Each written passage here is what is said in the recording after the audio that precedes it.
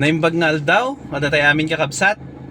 ket nagasat, ken napnuan parabor, bendisyon ti Apo, kada tayo amin, iti daytoy umay nga baro nga tawen. Ado dagiti pamahiin,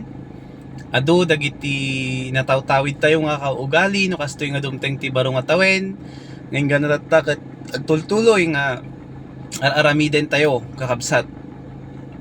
Ket dagitoy nga nangnangro na dagiti prutas, sagisagana dagiti nagbubukal na prutas. Ado kakabsat ngem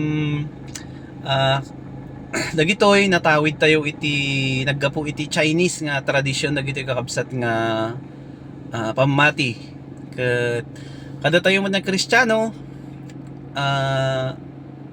unaen tayo latakuma nga agkamang kini Apo Dios, unaen tayo ni Apo Dios iti amin tayo nga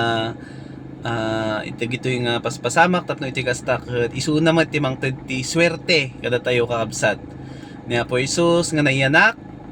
nga immay ditoy lubong babaen kini Apo Santa Maria ti panangiyanak ni Apo Santa Maria ditoy lubong ket immay na Apo Hesus nakipagbiag kada tayo ket kada tayo nga Kristiyano siguro agbasa tayo ti nasantuan nga surat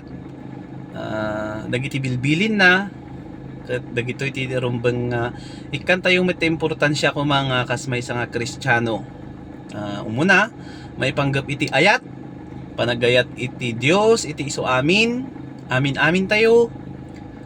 amin na panunot puso ken ti aramid tayo panagayat tayo kini Apo Dios ken kastamet ti panagayat tayo ti pada tayo nga tao akas iti panagayat tayo met iti bagi tayo. Dita ti maysa nga kangrunaan nga bilin ni Apo Hesus isu nga immay nga nagitao ditoy lubong nagmission ket dita ti number 1 nga ibagbaga na maipanggap ti linteg ti ayat. Awan na po. Ket kas Kristiyano sapay ko mga rudta adda dayta kada tayo addaman dagiti pampamahiin tayo nga natawtawid tayo ti nagdudumang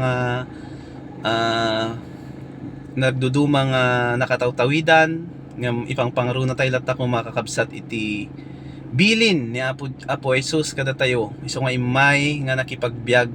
ditoy lubong ket dita met ti pundasyon ti pamati tayo nga kasmay sa nga Kristiyano ni Apo Hesus data ti kabibiyag ni Apo Hesus isu ko mati mangted ti inspirasyon ti tunggal maysa kada tayo kakabsat ti panagtultuloy tayo nga agbiag manen ti daytoy nga lubong iti daytoy manen umay nga baro nga tawen ket nagasat ken napnuan bendisyon kuma nga baro nga tawen ti sumangbay ti tunggal maysa kada tayo naimbag nga aldaw tayo amin kakabsat. Happy New Year.